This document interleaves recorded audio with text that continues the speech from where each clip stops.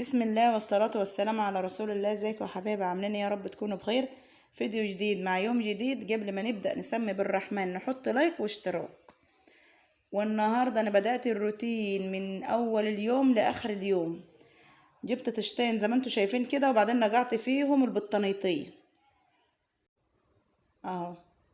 بفركهم كده برجليا كويس عشان يتغسلوا كويس اهو. بطلعهم بقى على اي حاجة كده صفيها، وبعدين اشطف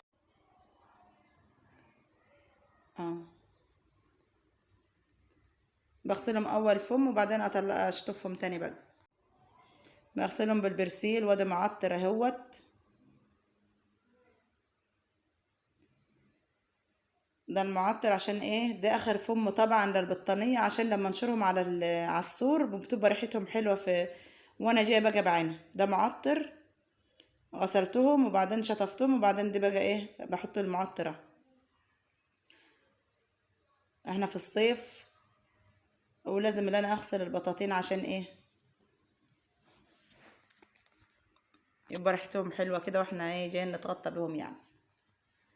ده معطر اهوت. ده الطشت التاني عشان احط برضو في البطانية اهي.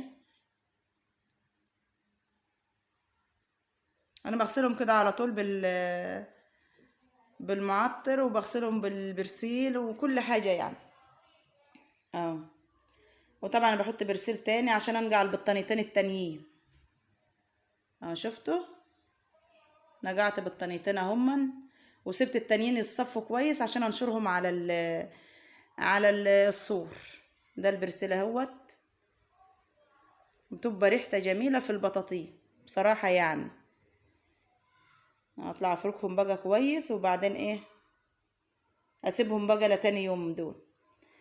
انا صليت الفجر ونزلت وطلعت فوق السطح يا دوبك كده في تلميع النهار، عشان ايه؟ اغسل بقى وانشر على السور كده اه. كده بدأت اللي انا انشر بقى بعد البطاطين ما اتصفت. شوف الشمسة كانت لسه بادئة تظهر، لسه بادئة اه. ادي البطاطين اهيت، ادي الشمس. كنت واقفة فوق السطح اهو. ادي البطاطين اهي. بصور لكم كل حاجة على الطبيعة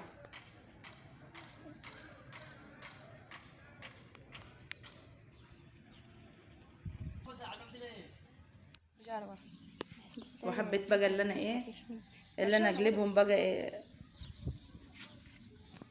يكونوا نشفوا وبعدين اقلبهم تاني اهو.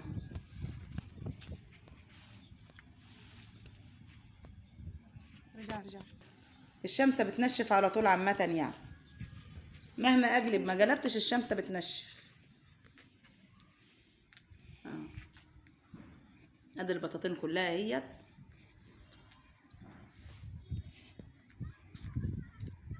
بسم الله ما شاء الله.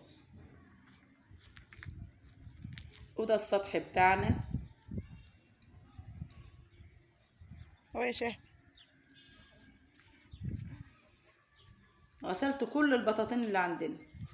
وده الشلت بتاعت الكنب. اول مره اصور السطح اهو.